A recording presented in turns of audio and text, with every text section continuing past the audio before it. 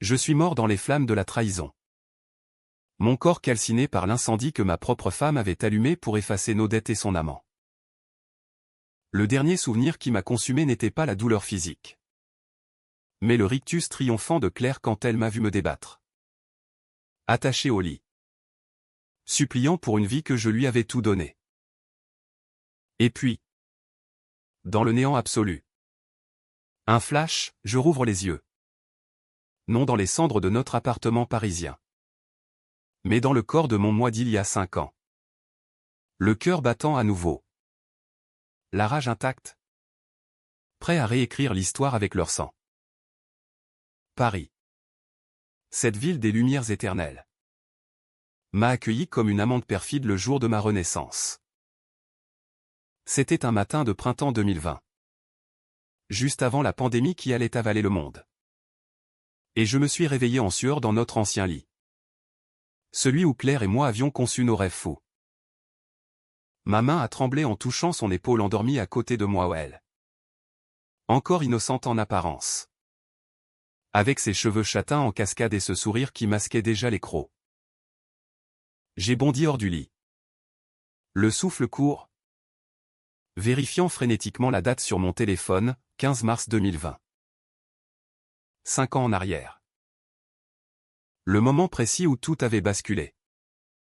Où les premiers mensonges avaient germé comme des champignons vénéneux après la pluie. Le choc m'a cloué sur place. Étais-je fou? Un fantôme piégé dans une boucle infernale? Non. La chair était réelle. Les cicatrices de mon accident de moto d'il y a 10 ans palpitaient encore sous ma peau. Et avec elles. Les souvenirs, Claire. Ma muse. Mon encre dans le tumulte de la vie d'avocat à succès que je menais au barreau de Paris.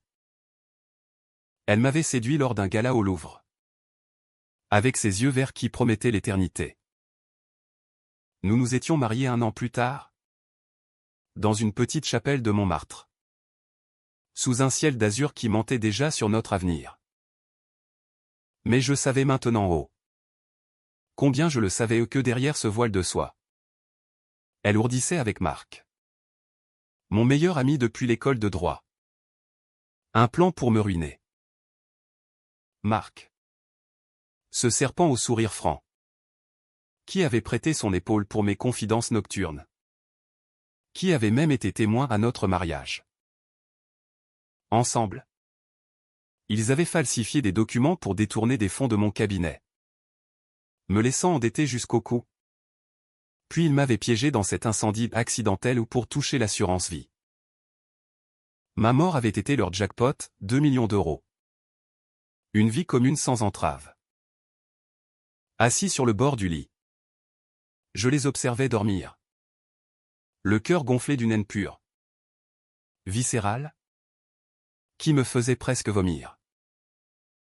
Comment pouvais-je les laisser recommencer? Non. Cette fois. Ce serait moi le maître du jeu. J'allais les démonter. Pièce par pièce. Avec la précision d'un scalpel chirurgical. Mais la vengeance n'est pas un sprint, c'est un marathon semé d'embûches morales. De choix qui vous rongent l'âme. Et déjà. Le premier dilemme me rongeait, tuer Claire dans son sommeil? Une balle dans la tempe. Discrète. Et le monde serait purifié. Mais non, où serait le sel? Le plaisir exquis de la voir s'effondrer. De la voir supplier comme j'avais supplié? Je devais la laisser creuser son propre tombeau. Le lendemain. Je suis sorti tôt. Prétextant une audience matinale au palais de justice. Les rues de Paris étaient encore endormies.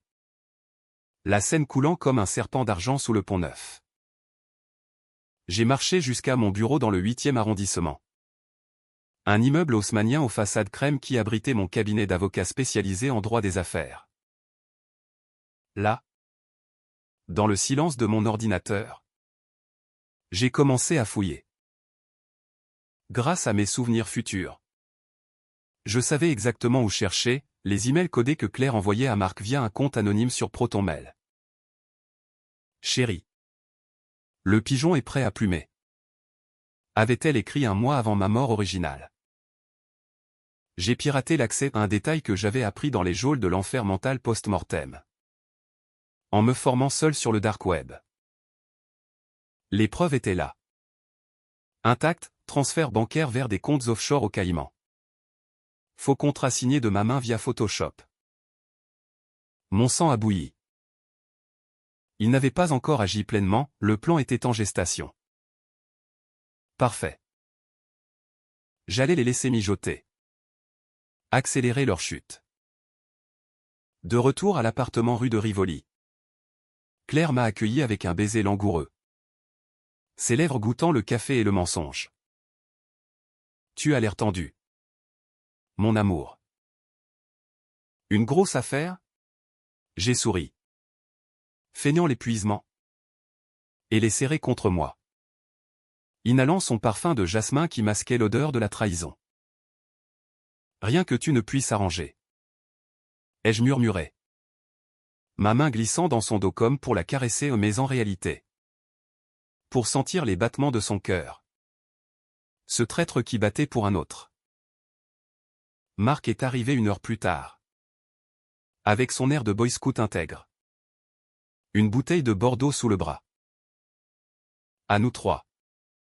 Les inséparables, a-t-il lancé en levant son verre. J'ai trinqué.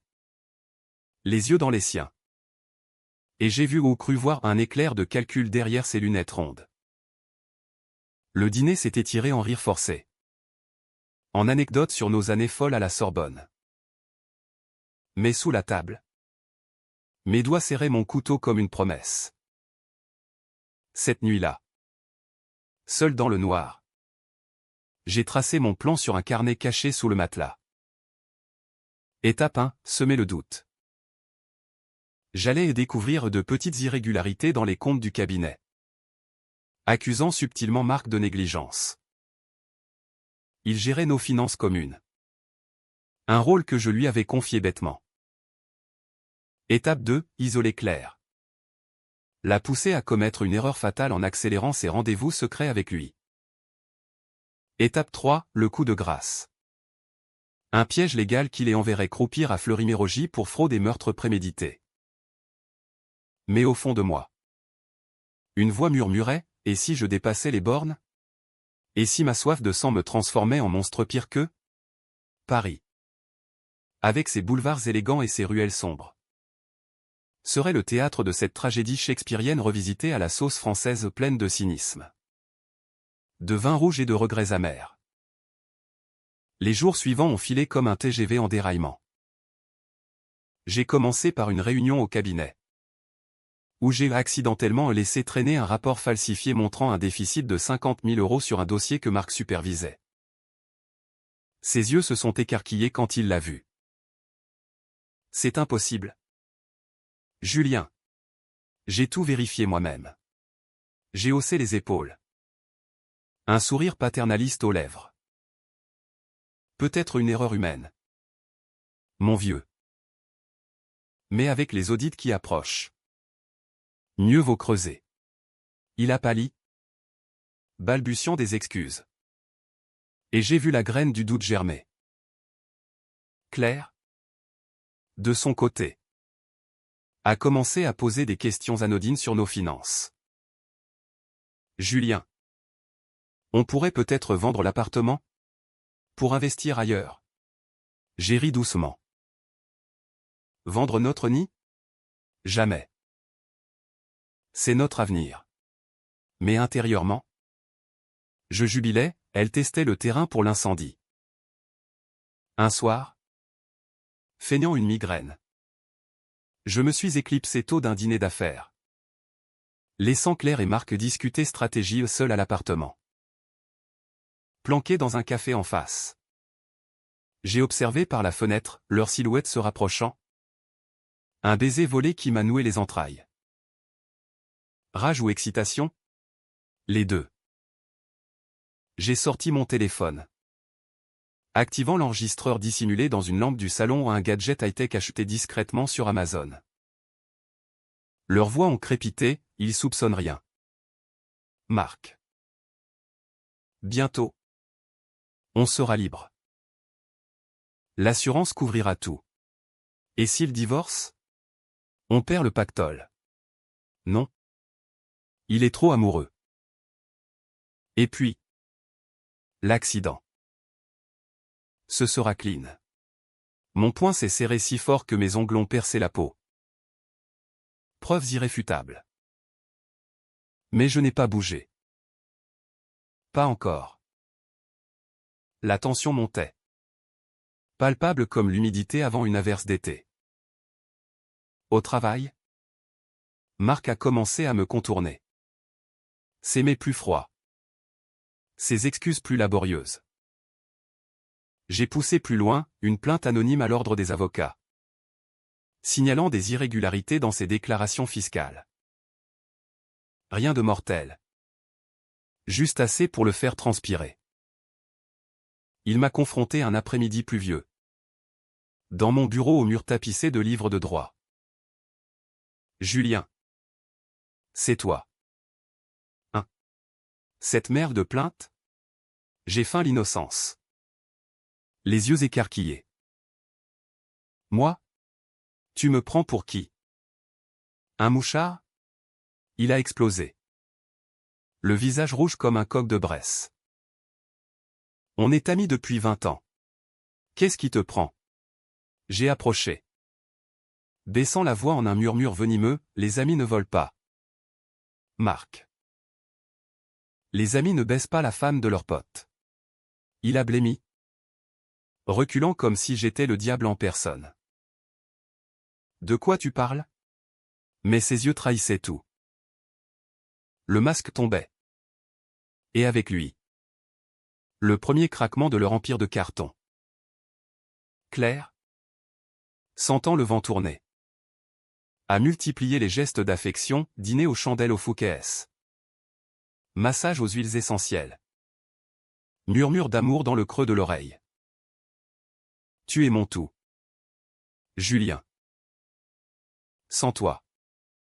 Je ne suis rien. Je jouais le jeu. La couvrant de baisers. Mais chaque caresse était un calcul. Une nuit. Après l'amour mécanique. Vide de mon côté. Elle s'est assoupie. Et j'ai fouillé son téléphone. Là. Les messages, cœur. Photo nue envoyée à Marc. Plan pour un voyage à Nice une fois libéré. J'ai copié tout. Téléchargé sur un cloud sécurisé. Mais un détail m'a arrêté net, un fichier audio. Daté d'il y a 2 ans dans ma timeline originale. Papa. Si tu savais. Julien n'est pas celui que tu crois. C'était la voix de Claire. Parlant à son père défunt. Un secret enfoui? Mon cœur s'est serré. Était-ce plus profond? Avais-je commis un péché que j'avais oublié? Le doute s'insinua comme une brume matinale sur la scène. Était-ce possible que j'aie mérité ma chute?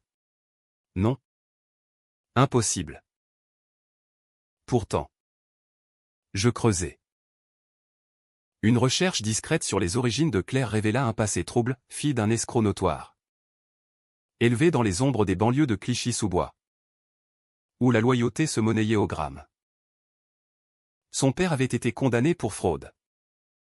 Et elle avait juré sur sa tombe de ne jamais recommencer.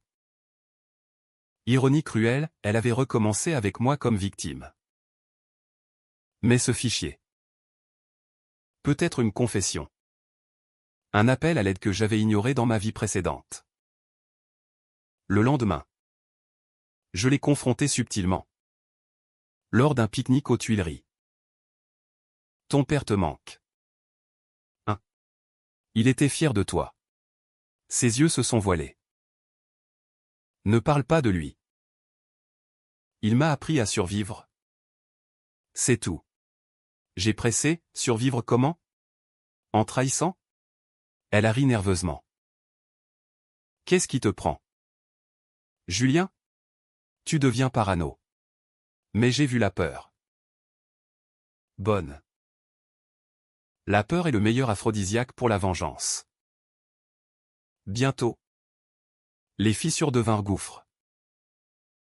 Marc a tenté de me racheter en proposant de quitter le cabinet pour le bien de tous. J'ai refusé. Poliment. En enregistrant la conversation. Claire, de son côté, a commencé à boire plus. Ses yeux rougis par des nuits solitaires ou pas.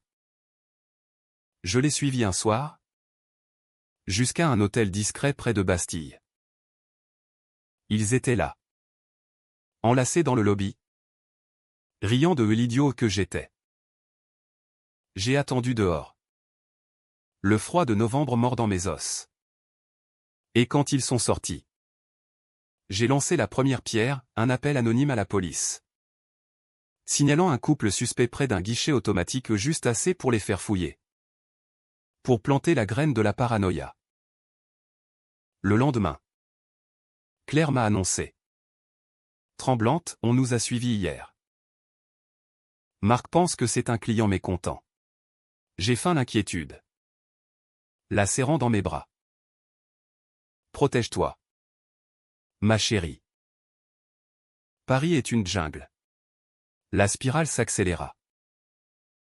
J'ai falsifié des preuves pour les lier à un scandale plus grand, une affaire de blanchiment d'argent impliquant un client mafieux que j'avais défendu. Dans ma vie passée, ils avaient utilisé mes notes pour monter un dossier bidon contre moi. Cette fois, inversion des rôles. L'ordre des avocats a ouvert une enquête. Et Marc a été suspendu. Il m'a appelé en pleurs, Julien. Aide-moi. C'est la fin. J'ai raccroché. Savourant son désespoir comme un grand cru. Claire, acculée, a tenté le tout pour le tout, une nuit. Elle m'a drogué au du GHB dans mon vin. Le même qu'ils avaient utilisé pour l'incendie. Je l'ai feint l'inconscience. Écoutant son appel à Marc, viens. On le finit ce soir. L'argent est prêt. Ils sont venus. Masqués. Avec un bidon d'essence. Le climax approchait. Quand ils ont versé le liquide. L'odeur âcre m'a réveillé ou feint de me réveiller. Claire? Marc? Qu'est-ce que? Elle a hurlé. Lâchant le bidon. Marc a bondi. Mais j'étais prêt, menottes improvisées avec des ceintures. Un tasé acheté en ligne. Surprise. Salaud. C'est moi qui allume le feu cette fois. Pas d'incendie. Non. Juste la police. Alertés par un bouton panique sous le lit. Ils ont été arrêtés sur le champ. Menottés dans notre salon. Leurs cris résonnant comme une symphonie ratée. Au commissariat. Les preuves ont déferlé, enregistrement. Mais. Transfert. Le procureur. Un vieux renard du quai des Orfèvres. A salivé. Fraude. Complot de meurtre. Vous irez pourrir en tôle. Mais le twist m'attendait. Tapi dans l'ombre comme un fantôme de Dumas. Lors de l'interrogatoire. Claire a craqué, Julien. Tu n'as jamais su. Ton frère. C'est lui qui a tué papa. Pour l'héritage. Et moi. Je t'ai épousé pour te détruire. Vengeance par procuration. Mon frère? Absent depuis des années. Exilé à Marseille pour dette de jeu. Le secret enfoui, dans ma vie passée. J'avais couvert ses crimes. Ignorant que Claire était la fille de sa victime. J'étais complice sans le savoir. La trahison était un cercle vicieux. Et moi. Au centre. Le procès fut un cirque médiatique. Page des Échos et du Monde. Marc écopa de 20 ans. Claire de 15 réduction pour coopération. La garce. Moi? Acquitté. Héros tragique. Mais la victoire avait un goût de cendre. Assis sur un banc du Luxembourg, sous un ciel d'automne 2025, je regardais les feuilles tomber. Renaissance ou malédiction? J'avais vengé ma mort, mais perdu mon âme. Et ce détail final. Explosé comme une grenade, le message de maman. Reçu ce matin-là. On ne vient pas au procès. C'est serré niveau argent. J'avais répondu au d'accord. Puis compris, elle savait tout. Depuis le début. Ma propre mère. Complice silencieuse pour protéger l'héritage familial souillé par mon frère. La trahison ultime. Paris riait de moi. Éternelle ironie. Et dans ce rire, je sus, la vengeance n'en finit jamais. Elle renaît. Comme moi.